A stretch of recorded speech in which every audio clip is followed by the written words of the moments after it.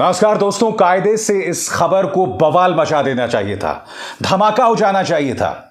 एक राज्य के मुख्यमंत्री, तेलंगाना के मुख्यमंत्री के चंद्रशेखर राव कह रहे हैं कि विधायकों की खरीद फरोख्त में अमित शाह का नाम एक वीडियो में 20 बार आया है। प्रधानमंत्री नरेंद्र मोदी का नाम 3 बार आया है। बीजेपी के अध्यक्ष जेपी नड्डा का नाम आया है और भाजपा का यह नेता बीएल संतोष, जी हां, बीएल संतोष इस पूरे मामले में एक अहम किरदार निभा रहा है। यह आरोप किसी और का नहीं बल्कि तेलंगाना के मुख्यमंत्री के चंद्रशेखर राव का है और वो बाकायदा वीडियोस पेश कर रहे हैं। वो वीडियोस मैं आपको बतलाऊंगा, मगर बड़ा प्रश्न यहां पर यह दोस्तों कि आखिर इस मुद्दे पर मीडिया खामोश क्यों बना हुआ है? क्योंकि ऐसा नहीं है कि यह आरोप कहीं से निकल कर आ गया। हमारे सामने ढेरों राज्यों की मिसाल है। कर्नाटक में क्या हो गया आप भूल गए? मध्य प्रदेश में क्या हुआ था आप भूल गए? महाराष्ट्र में क्या हुआ क्या आप भूल गए? एक के बाद एक राज्य, और उसमें भारतीय जनता पार्टी ने साम दाम दंड भेद से सरकारों को गिराने का काम किया। दोस्तों, सबसे पहले मैं आपको बतलाना चाहूंगा, 3 लोगों की गिरफ्तारी हुई थी। ये हैं वो 3 लोग दोस्तों। इनमें से 2 मंदिरों के पुजारी हैं और एक बिजनेसमैन है। ये जो बिजनेसमैन है आप देख सकते हैं जी कृष्ण रेड्डी के साथ दिखाई दे रहा है, जो कि भाजपा के सांसद हैं। अब इस बातचीत में एक व्यक्ति कहता है कि इस पूरे मामले को राष्ट्रीय तौर पर जो है संभाला जा रहा है, हैंडल किया जा रहा है, और 3 लोगों के नाम लेता है। वो पहले प्रधानमंत्री नरेंद्र मोदी, अमित शाह और जेपी नड्डा। मैं चाहूंगा आप हिस्से को सुनिए और फिर मैं उसकी चर्चा करता हूं। BJP there are 3 persons who are handling exactly. One is all the national. State don't handle anything. National handles. One is BL Santosh. Second, Amit Shah. Third, JP Nadda. तो सुना आपने। अब सीधा सा सवाल, एक मुख्यमंत्री आकर प्रेस कॉन्फ्रेंस कर रहा है। मुख्यमंत्री ने खुद कहा है कि इस पूरे ऑपरेशन में अमित शाह का नाम 1 नहीं 2 नहीं 20 बार लिया गया है। इस पूरे ऑपरेशन में प्रधानमंत्री नरेंद्र मोदी का नाम 3 बार लिया गया है। यही नहीं, के चंद्रशेखर राव ने अपने प्रेस कॉन्फ्रेंस में कहा है कि इस देश को बचा लो, और वो ये वीडियो सुप्रीम कोर्ट के टॉप जजेस को भेजेंगे, हाई कोर्ट के जजेस को भेजेंगे और साथ ही विपक्ष के नेताओं को भी भेजेंगे।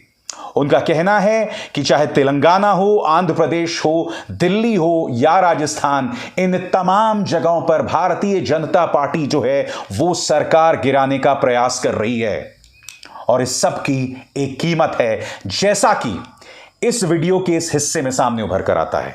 इस वीडियो में सुनिएगा ध्यान से। 50 करोड़ की बात हो रही है दोस्तों।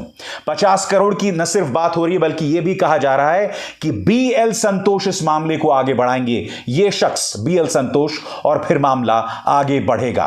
सुनिए ये video. Discuss the figure also openly. No, there is 50 each. Yeah. 50 each.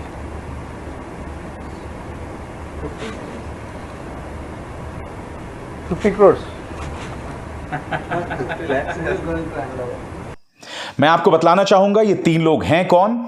इनमें से तीनों को गिरफ्तार कर लिया गया है। इनका नाम है रामचंद्र भारती उर्फ सतीश शर्मा, नंद कुमार, और एक पंडित जी हैं सिम्या जी स्वयंवत, और इन सबको 14 दिन की न्यायिक हिरासत के लिए भेज दिया गया है। भाजपा के ये सांसद जी कृष्ण रेड्डी का यह आरोप है कि जो 3 लोग दिखाई दे रहे हैं ये सिर्फ एक्टर्स हैं, जबकि इन तीनों की तस्वीर आप देख सकते हैं भारतीय जनता पार्टी के नेताओं के साथ है।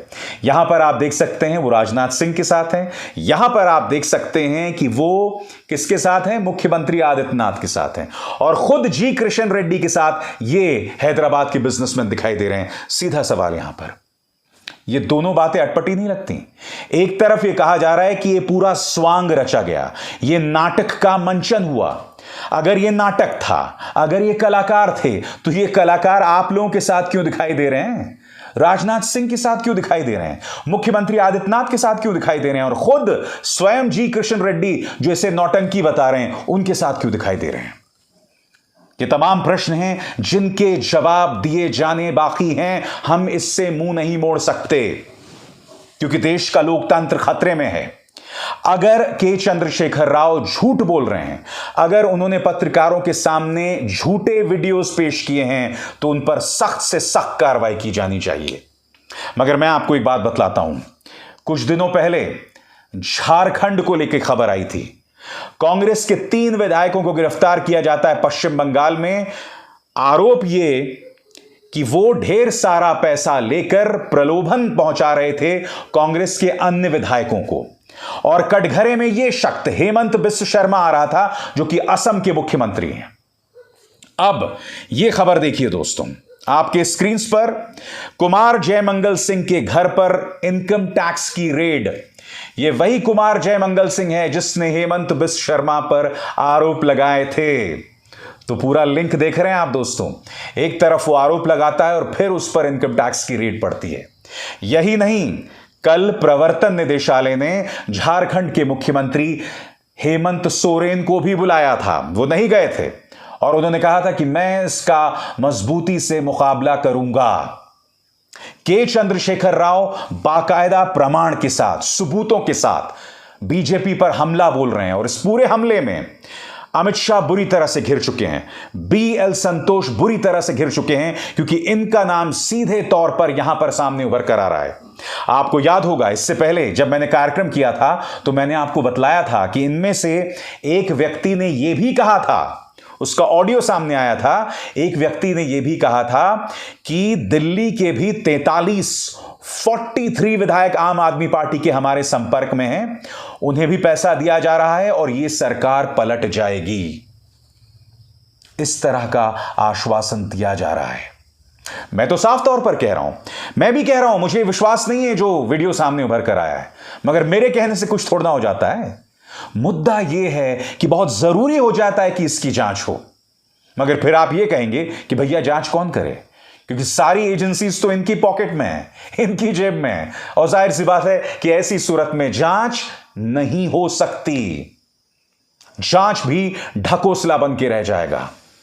बहरहाल खबर बहुत बड़ी है और जैसा कि मुझे उम्मीद है और जैसा कि आपको दिख भी रहा है, मीडिया इस पर कोई चर्चा नहीं कर रहा है। एक ऐसी खबर जिसमें विधायकों की खरीद फरोख्त में अमित शाह का नाम 20 बारी आया है, प्रधानमंत्री नरेंद्र मोदी का नाम 3 बारी आया है।